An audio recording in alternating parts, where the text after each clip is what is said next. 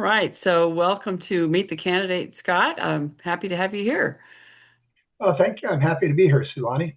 Yeah, just wanting to get people more interested and involved and paying attention to the judicial races. And so, at the end of this short little interview conversation, I'll turn it to you for that 1 to 2 minute closing pitch of why you're a good candidate for this position. But just start with, I've noticed in the voters pamphlet, which is what most people look at, that one of your experiences that you mentioned is the Bainbridge Island Youth Orchestra, and that made me wonder if you played an instrument as a child, or how did you get involved with youth orchestra? I am tone deaf and I have no rhythm, but and all three of our children are fantastic musicians. So they got all of their musical talent from my wife, and so all three of our kids were in the Bainbridge Island Youth Orchestra, and my wife was on the board and the president for a number of years, and so I got sucked in at one time to be the treasurer as well. So Well, that happens when you're somebody who is involved with taxes and accounting, that you get sucked into the treasurer position. it seems like it doesn't matter whether it's scouting or the church or the American Red Cross. I always seem to end up on the finance council. Okay. Well, one of the questions I like to ask people is about their first work experience, not just volunteer, but their work experience. What's the first experience where you connected, do this work, get paid for it? Well, I mean, the very first experience of that was a paper route, which is something I don't think they have anymore. But I used to put that canvas bag over my shoulders and walk the neighborhood delivering papers, and then have to go and collect the weekly or monthly fee for the paper. Although most of my childhood, I worked at my grandparents' restaurant. They Mm. had a restaurant they opened in 1955. I grew up in Alaska. That was before statehood. The restaurant's still there. Celebrated its 70th anniversary just last year after winning a James Beard Award as an American classic. So the Lucky Wishbone in Anchorage, Alaska. But I started working there, I think I was probably 13 when I started. And by the time I was a senior in high school, I was going to school in the morning and then working full time, 11 to 7, 8 hour shift, 5 days a week.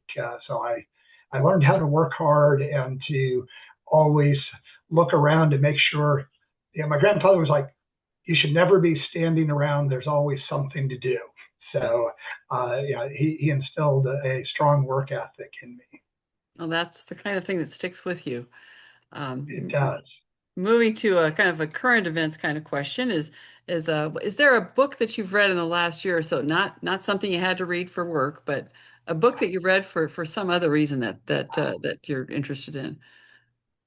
Well, I'm a little bit of I guess, a tax geek. The most recent book that I've read is and now I'm going to forget the name of the title. It's like Daylight Robbery. It's called by a British guy, Dominic Frisby, which describes a whole sequence of situations where tax policy has gone wrong, and the name comes from a tax that England used to have on glass windows, which resulted in English factories having essentially no windows and creating terrible conditions for the workers. But he describes right, dozens of different situations where tax policy has led to behavior that everybody would agree is undesirable behavior. As I ask these questions, I'm collecting things for my future reading list. And the other question I wanted to ask is a movie that maybe you've seen in the last year, or maybe just longer ago, that has stuck with you with some lesson that. So, well, I don't know about lessons from movies, but and this would go back way more than just in the last year.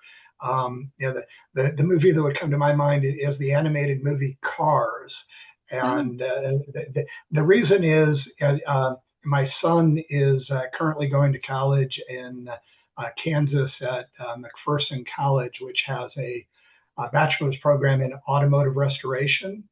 Hmm. He's got a 1960 International Harvester flatbed truck that looks very much like the tow truck character Mater from the movie Cars, and so he's actually named it Mater, and so that's a movie that's kind of near and dear to my heart because of my son's interest in cars and that the truck Mater in particular. So. That's a cool memory. So, all right. Well, just there's our little informal conversation. I'm going to turn it over to you for a wrap up on why should people vote for Scott Edwards for Supreme Court Justice position number one. Well, thank you. So, people should vote for me for Supreme Court position one to bring back a principled judgment, independent voice, and focus on the rule of law in accordance with the Constitution. I've been representing Washington taxpayers for over 30 years, helping them to understand and pay the taxes that they owe, while also helping to ensure that the government interprets the law as written fairly, consistently, and in accordance with the Constitution. I've also been teaching state and local tax at the University of Washington Law School for over 20 years. In both of those roles, the focus is on interpreting the law as written in accordance with the Constitution. Don't have the opportunity and to insert your own policy desires or objectives. Taxpayers have to follow the law. The government also has to follow the law. Unfortunately, over the 30 years of my practice, the quality of decisions we're seeing from the Supreme Court has declined. We're seeing more and more decisions where the opinion starts with a discussion of a policy agenda and cites often to academic papers to set up the policy issue, and then rationalizes the decision based on that policy. We need to get back to a court that interprets the law as written in accordance with the Constitution as written. The role of the judiciary is to be one of three co-equal branches, serving as a check and balance on the legislative and the executive branch, not advancing the policies of either of those branches.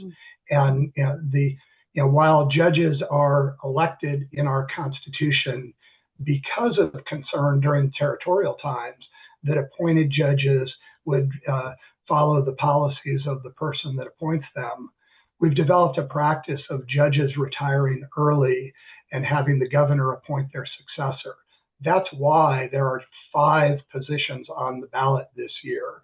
And I'm running for a position where that's exactly what's happened. The nominal incumbent was simply appointed by the governor in January to fill the term of somebody who retired early.